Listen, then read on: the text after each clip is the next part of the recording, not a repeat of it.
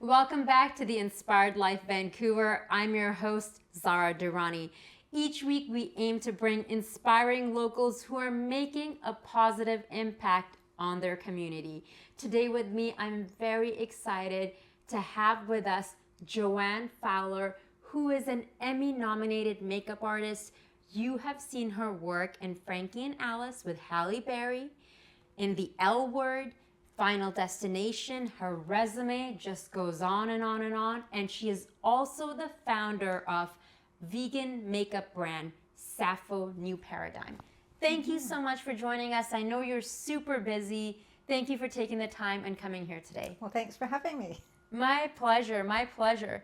So, wow, what a resume you have. It's been a great career. I've been really lucky. I've been really, really fortunate. I got in right at the right time, and yeah, I've really enjoyed myself.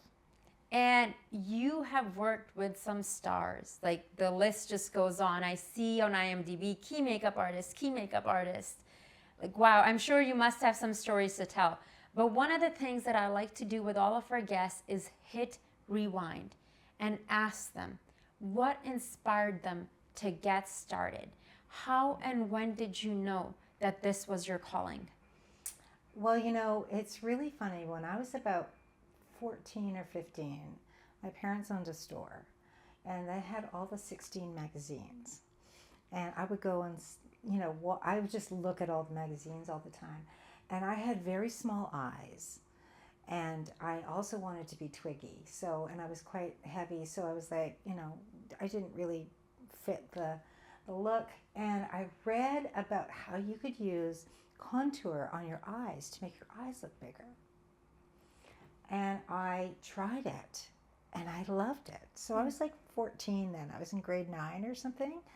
And that's when I sort of realized that you could use makeup to change features. And I was really excited about that. So I asked my mom if I could take a makeup course, and she told me that only whores wear makeup. And she wasn't like that. Normally she must have had a really bad day that day, because it really wasn't like her. But I never asked her again. I thought, no, I'll just leave that one go. So I actually, became a childcare counselor. I worked with kids. That's how I came out to BC to begin with, to work with motion district kids. And then my best friend I called her a hair commando. And she was from Britain, and she had, a big... Faux hawk? Oh, yeah. She had it was a fan. It was a fan. And it was all like 50 different colors. Wow. I used to have, I had the first extensions, 150 done with metal and gluing them in. And so she was, my best friend. And so she was Must be like way ahead of her time. Oh, yeah. Well, this was back in, I could think, the early 80s. Okay. Yeah, the early 80s. So she came right from England. So Yeah. she was right in the thick of it. And she used to produce fashion shows for the underground clothing store and stuff like that, and with drag queens. And we used to wear crazy makeup, right? It was the 80s. It's the 80s makeup, yeah. Big hair and I used to do a lot of eye makeup. I didn't know anything about skin, but I knew lots about eye makeup. And I started doing all her models for her. And I just loved it. And then I decided to take a makeup course. And that's sort of how it all happened. And then I was hired from my makeup teachers. Every one of my makeup teachers hired me. So I was kind of lucky that way. Yeah. It's like painting faces, making art. I love that. And changing characters. And that's why I liked film so much, because there was always about telling a story. And so there was always an intellectual part of the process of doing makeup, because I've also always been a real student. Things really always interested me. So, yeah. So how did you get into film? Like, when did that happen? Like, starting from fashion and runway to film? Well, it was through my school, Blanche McDonald, actually, because my second teacher was, in television. And so I could get a little job doing the news for, the Laurie Lapierre show and the noon news on CKVU. And so I started in with that. And then I loved the whole idea of characters. And then I took Todd McIntosh's course I took it twice actually in FX, and he hired me as his assistant on Wise Guy. That was my first I show. remember. So so Wise Guy was my first show as an assistant, and and then it just went from there. And there were so many shows being filmed here in Vancouver even back then. MacGyver was here as well. I was on MacGyver. Yeah, it was my second show. And there was one night, actually, Zara, I was standing at the bottom of Blood Alley. I was a student, and I could see that they were filming with like lightning and, rain, and it was just crazy. And I was standing at the bottom of that alley, and I thought, someday I'm going to be standing on one of these sets. And 10 years later, to the day, we're on Blood Alley. We're filming with lightning and rain, and we're doing Neverending Story 3. Oh, and you worked on Neverending? Yeah. Oh my goodness. I did Jack Black's makeup. Ah. And then the producer came by and he said, "You're not going to believe this, but 10 years to the day, they were filming Neverending Story 1. And that was me as a student standing at the bottom of the alley." So yeah, that's so my cool, childhood. Right? Okay, so Oh, yeah, I was okay. born in Pakistan, and I must have seen the Never-Ending Story so many times. Oh, wow. And the journey that it takes me on, and the music and everything, that is truly magical. It was a lot of fun. Yeah. Norma Patton-Lowen, Hallie's makeup artist, was the head of department on that movie. And that's how I got to know her. So we were talking a little bit about Frankie and Alice. She was the personal for Hallie, and I was the head of department for the rest of the show. That is so inspiring, and I'm sure there must be some makeup artists watching. I have a lot of friends who are makeup artists because, when you work with someone who is doing your face, helping you get into character and get you ready to perform, it is a close bond. It is, when someone is, and there has to be trust and this connection that happens. So quite a few of my friends are makeup artists, and I worked with them on features, and when I moved to Paris, they came and visited me and stayed with me. I want to hear about some stars that you have worked with that made you go like, oh my goodness, I can't believe I get to work with this person and do their makeup. Well, I think one of the important people in my life is Jennifer Beals. And so I did Jennifer's makeup for 6 years on the L Word, along with Pam Grier is another one that was just Powerful outstanding women. human beings. So interesting, and they really taught me a lot. Mia Kirshner on the L Word, she was the one that introduced me to clean makeup, and also Jennifer, was very involved, always using organics and stuff. So I learned a lot from them. Those, and Pam Grier was she was the one that, when we were trying to name the products, and we had them all named. I had permission from the studio to name them by the characters, and the day before printing, they pulled it. They pulled permission. I was in the trailer, and I was having a little cry because I didn't know what I was going to do. And Pam walked in, and she said, as Pam does, she said, "Girlfriend, you can use our names." She said, "Our names are going to be around for a lot longer than theirs." And so it was something that I had never even thought to ask. I wouldn't, it wouldn't. And then I found out that people like being asked. So that's why we named most of the foundations after the women that we, fashioned the colors on and stuff. So that's how all that came to. So I think, the L Word actually was like a huge part of my life. Yeah. Like life-changing. Yeah, and Jennifer's still part of my company. Yeah. Yeah, so, still very supportive. And so, yeah, she was somebody that has really made a difference in my life. Like I say, Mia Kirshner, she was like, "I'm not wearing any more parabens in any of my makeup, Joann." And I was like, "I don't know what you're talking about." And she had just come back from Paris, so she knew all about it, right? Yeah, and especially when you have that product on your face all day. 12 to 16-hour days, 5 days a week. You could be doing promo stills and whatever on the weekend. Like, even for me, it's like over the weekend I was playing beach volleyball, and to not have something on my skin is such a nice freeing feeling. And I've used your products. And so let's talk about Sappho. You're the founder of Sappho New Paradigm. what inspired Sappho? It sounds like it started with conversations with you and the ladies from the L Word. It did, yeah. And what made you take the big step of, I'm going to create a makeup line, a makeup collection? Well, so originally it was basically a very small idea. I just wanted to have a line in my truck. I wanted to be able to, and I thought I could have a little online store for when I retired. And so I just really wanted to be able to offer people an alternative, because I didn't want to take part in someone else getting cancer. And so it was a very small idea, and it sort of took off. Like it got, people liked it, and people asked for it, and all of a sudden I'm in stores and I'm learning about what a SKU is. And I mean, I knew nothing, and it still shows. I'm still not the best business person in the world. I'm not that interested in it, that part. I like the creative part, artistic, right? Yeah. So, I mean, I know a lot more than I did. I've certainly, learned a lot in the last 10 years. But it was really demand, and it was people interested in the line and liking the idea, and really, I think that, women in general, and that's our biggest customer, are really tired of being lied to. They just really would like to have some transparency. And I think we all do in all areas of our lives, not just cosmetics. So are you making the line here, or where does it Well, get we make made? it in Canada. Okay, Yes, that's all massive. Yeah, absolutely. And everything's made in Canada.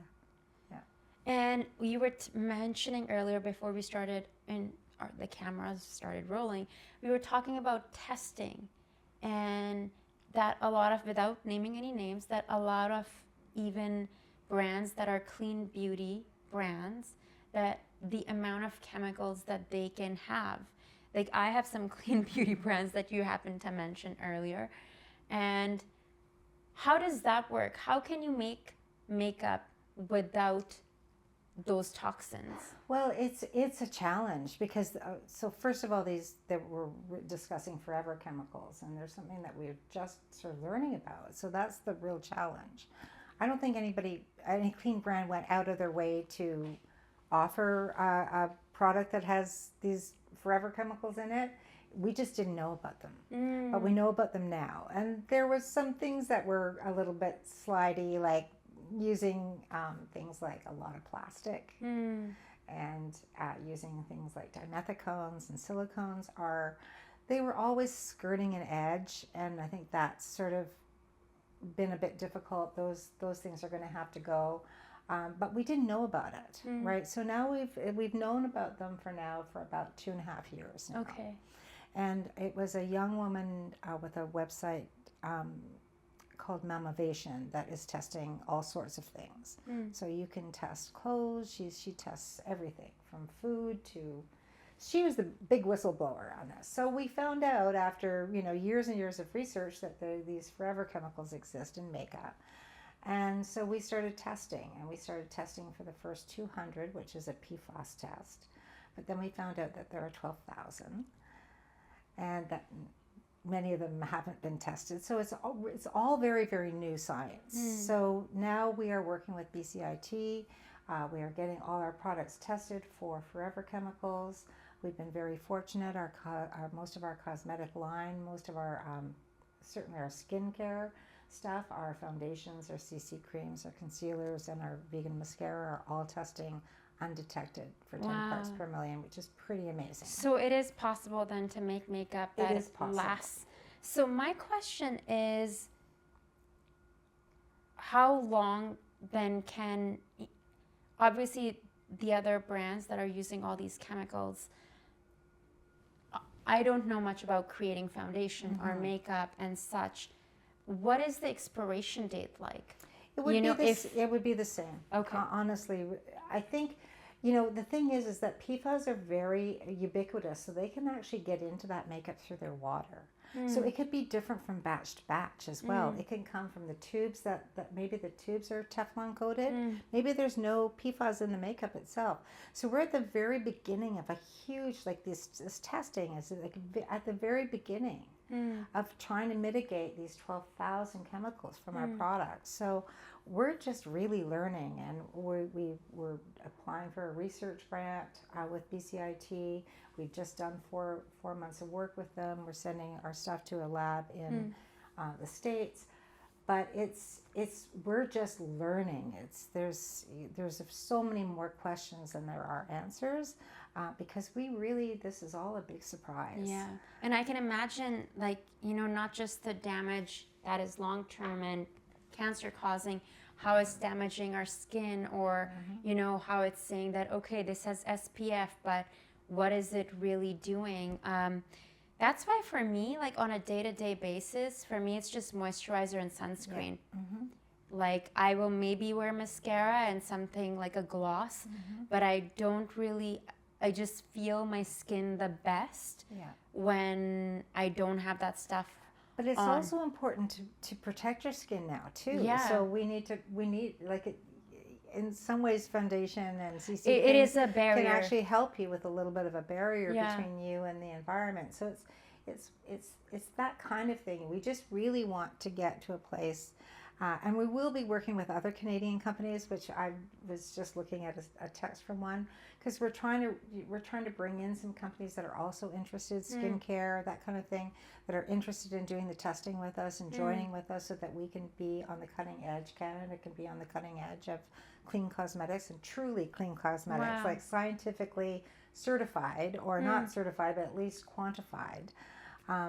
It's going to be complicated, because it's going to, like I said, we're coming out with a new product, and there's one component of it. We had to make 4 of the wands to just find one that tested under 10 parts per million for PFAS, or forever chemicals. So it's very exciting. It's a bit daunting, and so there's no easy answer. It's going to take time and money. But we're getting a really great response from our sales. Are really good, even though we have less products this year, because we're letting go of any products that are testing high, and we're finding that certain products are testing quite high, so we're letting them go, not replacing them until we can replace them with something that we know is testing under 10 parts per million. Got it. Can you, other than Jennifer Beals, can you share any other celebrities who are fans of Sappho? Well, we almost were on a Vogue Rachel Zoe video. She asked us for a product. I was during the Freedom convoy thing, so unfortunately our products didn't make it on time as a result of that, but she's a big fan. Oh, wonderful. I don't know. It's just that we have a lot of makeup artists use our products, and I know that, like, for instance, the guy that, and I don't even know his name, that's the Flash, he only wears Sappho. Oh, that's fantastic. Only wears Sappho. I know I've seen in makeup trailers, I've seen Sappho, and I was like, oh, this is great. I forget what set I was on, but they were doing my makeup, and yeah, I'd love to think of them right now, but of course I can't think off the top of my head. So congratulations to you on that. Now, what kind of products are you keeping with Sappho New Paradigm? Well, we're keeping our EU certified stuff, which is the vegan mascara, the foundation, the concealer, the brow pomade, and we're in the middle of creating a lip and cheek product that you can use on both. You could probably use it on your eyes too. So we're working on that. We also, down the road, have a water resistant mascara that is not PFAS. That's not made with any PFAS. So we've got some things in the I guess the funnel. But it's going to be a smaller line for sure. We'll keep our brushes. But mostly we have some strong skin stuff, our foundations and our CC creams. Our CC cream just tested under 2 parts per million with BCIT, so that's really super great. But that's one color. The darker color actually tested higher. So so then we have to test more things, right? So then you have to go into raw ingredients. So which is why we're going for this research grant. Yeah. Because it's not just, it's quite complicated. Yeah. Yeah. It sounds like you have a lot of passion for creating clean beauty. I do. Other than the obvious reasons, where did this passion come from to create products that are good for you? And you know that not just you, not just the actors that you're working with can wear, but something that you can share with others. Well, my mom died of brain cancer. Mm. So that made a huge, that was tough.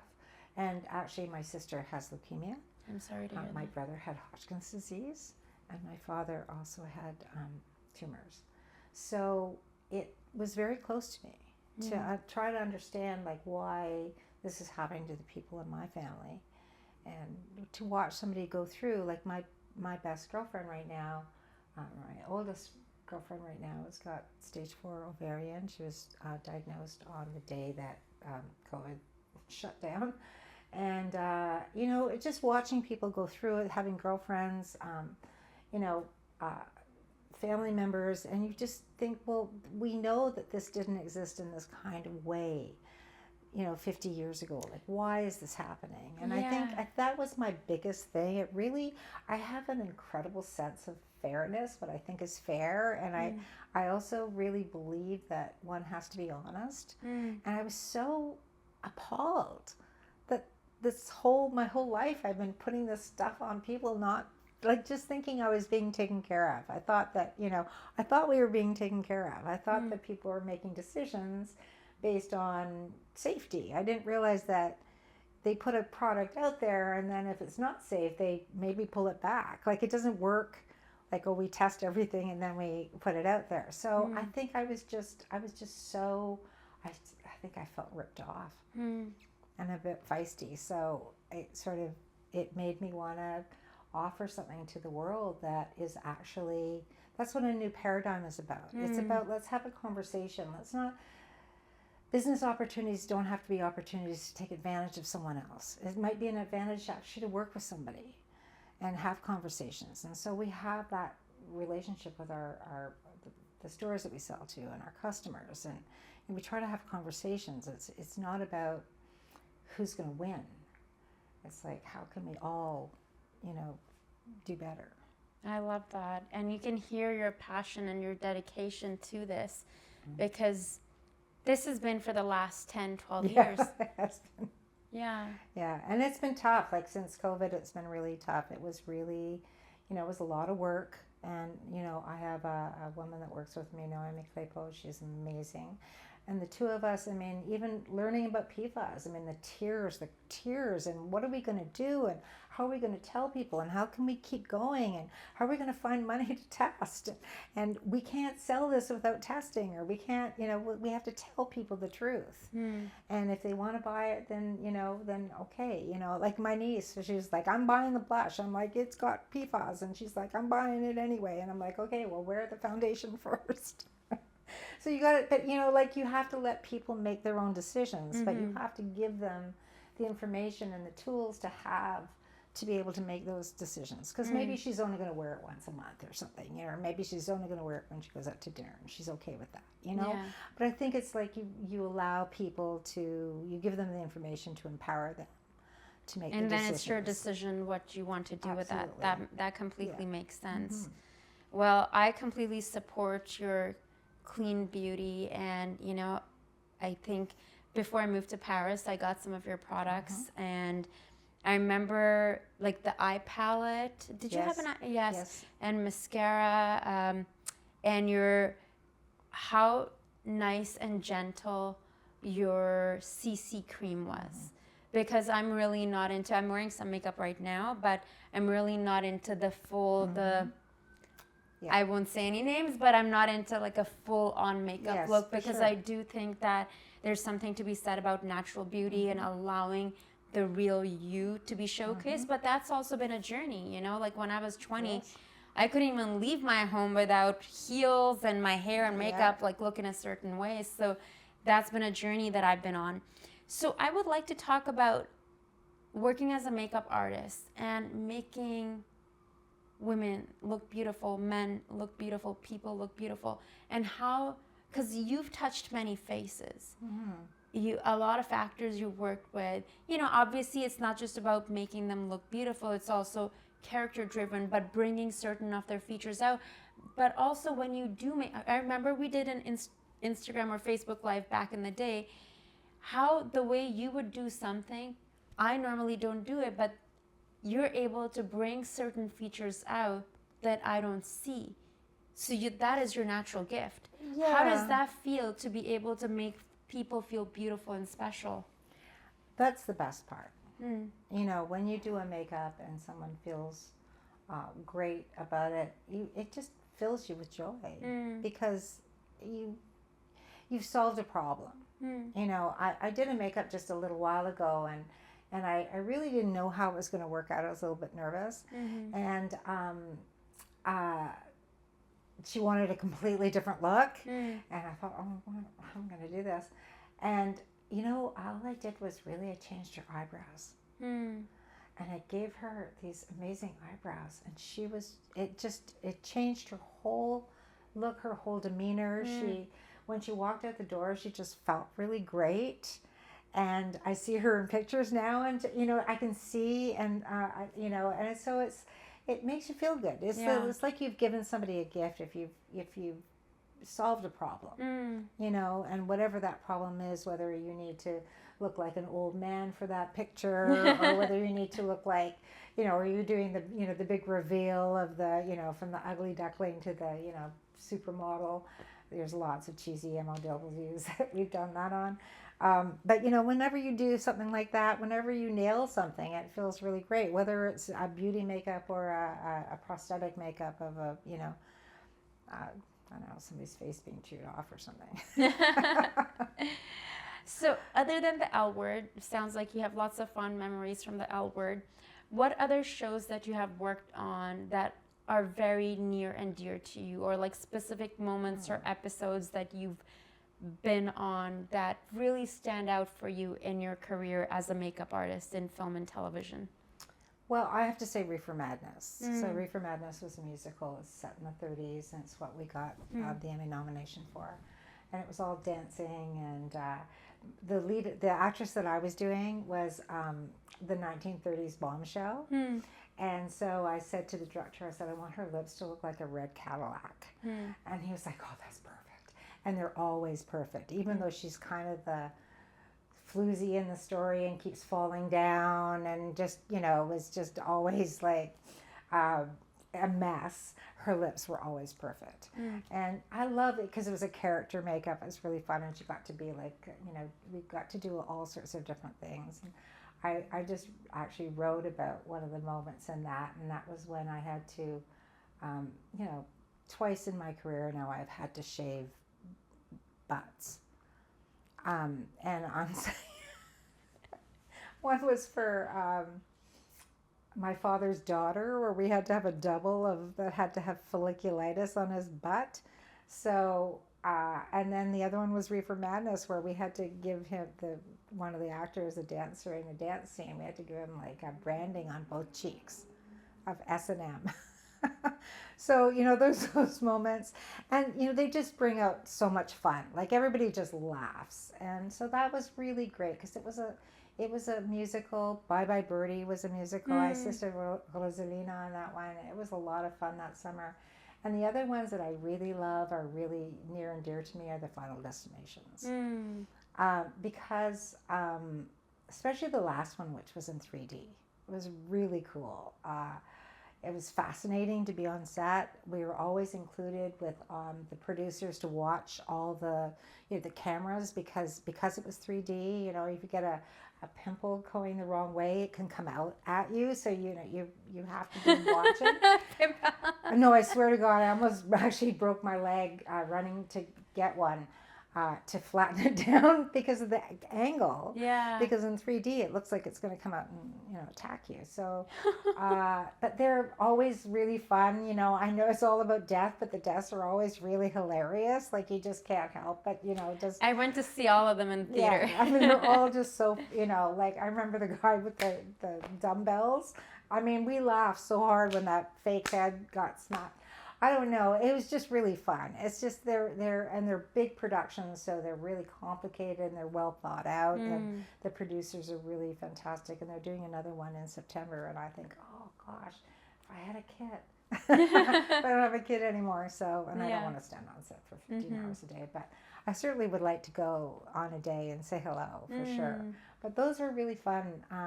They were really, really fun. And the early days MacGyver, driving out to the Port Moody at 4:00 in the morning out to the GVRD or somewhere. And we know about the film hours. We know about the film hours. But I felt like I was like part of this little group of people that were going out to make to create. Yeah. And it was just really super. And that was, it was really, it was really fun. Yeah, there was a lot of them. I mean, there's very few productions that I was really unhappy on. Most of them I always found, particularly I found joy in the makeup trailer, and that's really was my home, right? So if you were working with, after I worked with Paul Edwards, amazing hairdresser, we just always had so much fun. We had more fun than anybody, we were always up to no good.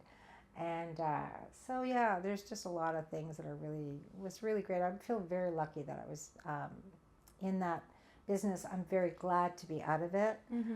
I also know that there's a lot of wrong things about that business that I would like to see fixed, and I hope that the strikers do well.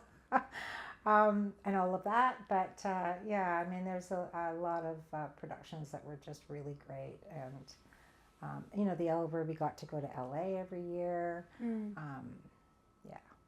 That's so wonderful. I'm sure so many amazing memories. Before I let you go, I really want to know what it was like working with Halle Berry. I know you didn't do her makeup, but on Frankie and Alice, what that was like. Well, she's a consummate professional, is all I can say. Is really, and actually that movie, although a lot of people didn't see it, I saw it. It's my friend Adrian Holmes is in it. Yes, Adrian. And he's I did had Adrian's great makeup. success. Yeah, and I did all hand laid. Those. Okay. All his sideburns were all hand done. So she is just an amazing actress. She did everything herself. She did all her stunts herself. She really involves herself in the characters. And there was one day where she did a performance with Stellan Skarsgård. It blew my mind. It blew me away. It was just so great. And it, like I say, it was one of those smaller movies that there was production problems that had nothing to do with anything really of us, which is why it wasn't really widely I love the plot. I thought it was so story. Artistic, and I didn't know that it's based on a true story. I didn't know that. Absolutely. I loved her performance, and I loved the plot. Yeah, it's a great story. It's a story about a woman that's got a mental illness, and she believes that she has different personalities, and one of those personalities is a white racist. And she really did a great job. It's a great story, and it's based on a true story, a true person, and a woman that lives in California. Wow. So I mean, Halle, she's just a team player. Yeah. Amazing. And I have to say, I'm going to put a plug in for Norma Patton-Low and her makeup artist, because she does an amazing job. Yeah.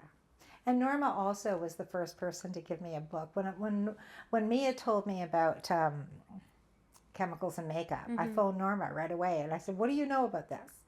And she said, "Oh, I just got this book, Just Not a Pretty Face." Not just a pretty face. And would you like to come and borrow it? So I did, and it changed my life. That was the thing that changed my life. If you can read that book, Not Just a Pretty Face, you'll see what the whole history is and what needs to be changed and why we need to change it. We'll have to look that up. Now, the next few questions we ask all of our guests. Okay. What inspires you in life? Oh, creativity. Yeah, creativity. I love watching humans create things that are different and interesting and beautiful, yeah, I get really excited about visuals and yeah. I love that. Is there a particular spot in Vancouver that you like to go to that inspires you, whether it is a hike or the gallery or a spot that is like, this is my spot? You know, not really. I don't really have a spot.